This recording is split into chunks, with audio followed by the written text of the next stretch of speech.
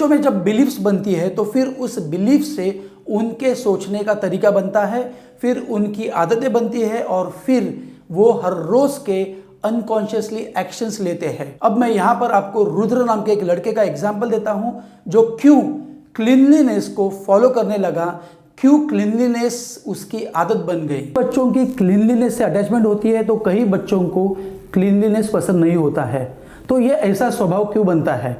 मतलब बच्चों को लगता है कि घर में सब साफ सुथरा होना चाहिए, तो ये ऐसा स्वभाव क्यों बना? या कई बच्चों को ऐसा लगता है कि घर में साफ सुथरा नहीं रहेगा तो भी चलेगा, तो ऐसा स्वभाव क्यों बनता है? 1.5 साल का एक रुद्र है, उसकी मम्मी का नाम है सृजा कर्वे जो हमारे ऑफिस में काम करती है। उन्होंने बातों ही बातों में मुझे बताया कि हमारा जो लड़का रुद्र है वो अपने पिताजी के जैसा है। उनकी बहुत सी आदतें उसके अंदर है। वो इतना साफ है कि किचन के अंदर जरा सी भी चीज़ें इधर उधर फैली देखी तो वो तोतली आवाज़ में बोलता है कि ये सारी चीज़ें यहाँ पर किसने फैला के रखी है, और तुरंत ही वो अस्त व्यस्त चीज़ों को ठीक करने लगता है। सोते समय चादर बिगड़ गई तो उसे ठीक करके ही वो सोता है।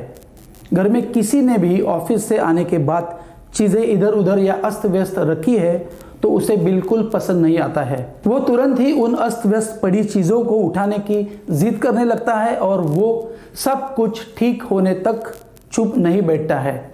उसे टॉयलेट भी बहुत ही साफ चाहिए। अगर ज़रा भी कचरा या गंदगी वहाँ पे है तो वो नाराज़ हो जाता है और पूरा साफ होने तक अंदर जाता ही नहीं है।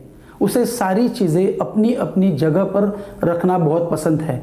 अब अगर सृजा ने उसके प्रेजेंस में दूसरे लोगों को ये इंसिडेंट बार बार बताया, उसके स्वभाव के बारे में बार बार बताया कि उसे क्यों क्लीन रहना अच्छा लगता है, वो क्यों क्लीन रहता है, और वो क्लीन रहने के उसके एग्जाम्पल्स जो भी है, वो अगर फ्यूचर में और या करंट सिचुएशन में सृजा ने अगर लोगों को बहुत बार बताया है तो फ्यूचर में उसका यही स्वभाव बना रहेगा।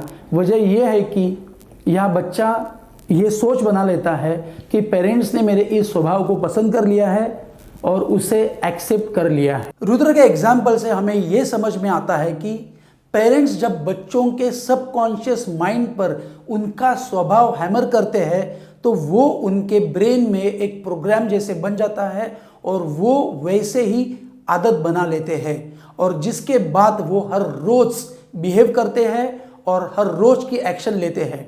चैप्टर नंबर 8 में हम देखेंगे कि कैसे एक ही घर में पले बड़े 2 भाइयों का या 2 बहनों का स्वभाव अलग अलग होता है।